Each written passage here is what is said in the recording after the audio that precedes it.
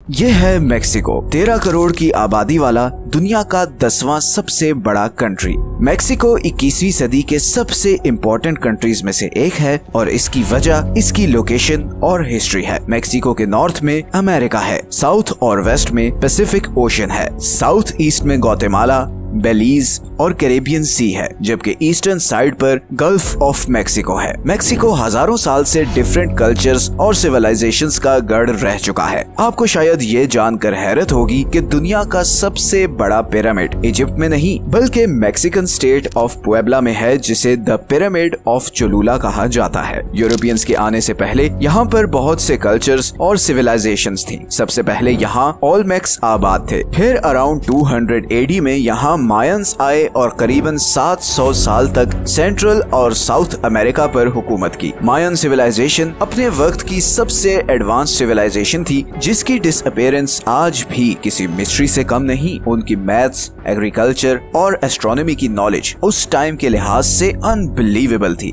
लेकिन फिर 950 AD के अराउंड ये सिविलाइजेशन मिस्टीरियसली खत्म हो गई। फिर 10वीं और 11वीं सदी में टोल्टेक्स आए और फिर उनके बाद 13वीं सदी में यहाँ एज़टेक्स आबाद हुए और फिर 14वीं सदी तक यूरोपियंस के यहाँ आने तक वही सेंट्रल मेक्सिको पर रूल करते रहे। इन हजारों सालों में एक चीज कॉमन रही है और वो है लोगों के रहने का पैटर्न। आज भी मेक्सिको की अराउंड 60% पॉपुलेशन इस पतली सी स्ट्रिप में रहती है, जो कि मेक्सिको के टोटल लैंड एरिया का सिर्फ 18% बनता है। मतलब बाकी करीबन 82% मेक्सिको बिल्कुल खाली है। लेकिन ऐसा क्यों है? हजारों साल से मेक्सिको में इंसान इस छोटे से एरिया में क्यों रहते आए हैं? और एक और बहुत इम्पोर्टेंट क्वेश्चन ये कि फ्यूचर में ऐसा क्या होने जा रहा है जो मेक्सिको को एक इकोनॉमिक जायंट बना सकता है? आइए जानते हैं इन दोनों सवालों के जवाब। सच ये है कि इस वीडियो में मेक्सिको में लोग सिर्फ इस छोटे से एरिया में क्यों रहते हैं, इसकी एक बहुत बड़ी वजह है मेक्सिको की ज्योग्राफी। मेक्सिको की सिर्फ 13% जमीन एग्रीकल्चर के काबिल है। मेक्सिको के नॉर्थ में इस सारे एरिया में खुश्क और गर्म रेगिस्तान है, जहां पर खेती बाड़ी करना और खाना उगाना तकरीबन नामुमकिन है। इसी तरह मेक्सिको के साउथ में इस सारे एरिया में घने जंगल हैं, जहां पर बहुत ज्यादा बारिश होती है। यहाँ पर इंफ्रास्ट्रक्चर बिल्ड करना बहुत मुश्किल है, बिकॉज रोड्स या बिल्डिंग्स बनाने के लिए आपको खुश्क कंक्रीट चाहिए, मगर यहाँ पर बारिश इतनी है कि ये होना प्रैक्टिकली इम्पॉसिबल है।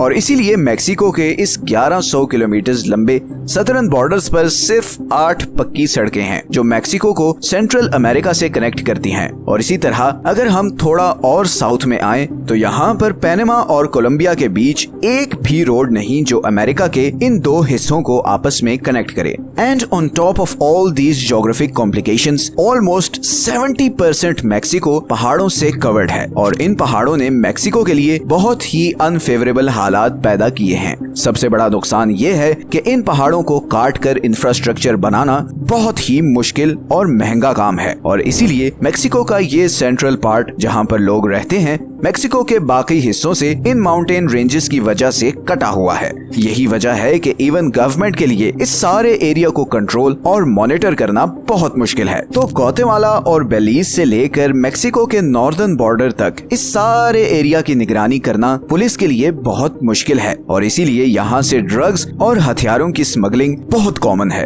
एक तरफ ये ड्रग्स सदर्न मेक्सिको से सेंट्रल मेक्सिको में स्मगल होते हैं और फिर यहाँ से ये नॉर्दर्न बॉर्डर के थ्रू अमेरिका स्मगल होते हैं। अब यहाँ पर क्योंकि रेगिस्तान और ऊंचे ऊंचे पहाड़ हैं, तो इस वजह से पुलिस के लिए इस स्मगलिंग को रोकना बहुत ही मुश्किल काम है। सेंट्रल मेक्सिको में ज्यादा पॉपुलेशन होने की एक वजह ये भी है कि पूरे मेक्सिको में ये जमीन सबसे ज्यादा फर्टाइल है। ये सारा एरिया वोल्केनोस से भरा हुआ है और इसीलिए एक बहुत ही इम्पोर्टेंट अनाज जिसे भुट्टा या कॉर्न कहते हैं, हिस्टोरिकली सबसे पहले इधर ही उगाया गया था। ये एरिया एग्रीकल्चर और इरिगेशन के लिए आइडियल है और इसीलिए हजारों साल से सारी सिविलाइजेशंस इधर ही आबाद होती थी। इसी तरह मेक्सिको की इकोनॉमी के लिए सबसे इम्पोर्टेंट शहर वेराक्रूज है। वेराक्रूज मेक्सिको के ईस्टर्न बॉर्डर पर समुद्र से जुड़ा हुआ एक कोस्टल सिटी है। पूरे मेक्सिको की 35% वाटर सप्लाई यहाँ से ही आती है। यही वो पॉइंट है जहाँ से स्पेनिश, अमेरिकन और फ्रेंच आर्मी 16th और 19th सेंचुरी में मेक्सिको में घुसी और उसके कैपिटल मेक्सिको सिटी को कैप्चर किया। मेक्सिको सिटी के आसपास बहुत बड़ी माउंटेन रेंज है जो उसे एक्सटर्नल अटैक से प्रोटेक्शन तो देती है, मगर ये पहाड़ मेक्सिको की कोस्टल लाइन प्रोटेक्ट करने में एक बहुत बड़ी रुकावट भी है। इसीलिए 20th सेंचुरी से पहले मेक्सिको एक्सटर्नल फोर्सेस के लिए बहुत ही वनरेबल था। फिर 1873 में वेराक्रूज से मेक्सिको सिटी तक 200 माइल्स के इस डिस्टेंस पर बहुत ही मुश्किल से एक रेलवे ट्रैक बिछाया गया और इसी टाइम पर मेक्सिको के पड़ोसी यूनाइटेड स्टेट्स में करीबन 50,000 miles per rail road network बिछाया जा चुका था, क्योंकि अमेरिका की ज्योग्राफी मेक्सिको के मुकाबले में बहुत फ्लैट और इवन थी और इसी इंफ्रास्ट्रक्चर डेवलपमेंट की वजह से अमेरिका मेक्सिको से बहुत आगे निकल गया। तो मेक्सिको की यही जियोग्राफिकल कॉम्प्लिकेशंस बहुत बड़ी वजह हैं मेक्सिको के इस पॉपुलेशन पैटर्न की और मेक्सिको के नॉर्दर्न अमेरिका से पीछे रह जाने की। लेकिन पिछले कुछ सालों में मेक्सिको में एक जबरदस्त ट्रांसफॉर्मेशन हुई है। 2010 से 2023 के बीच अमेरिका से मेक्सिको तक 17 गैस पाइपलाइंस बिछाई गई हैं और ज्यादातर गैस अमेरिका मेक्सिको बॉर्डर पर लगाए गए मैन्युफैक्चरिंग प्लांट्स तक पहुंचाई गई है, जिसके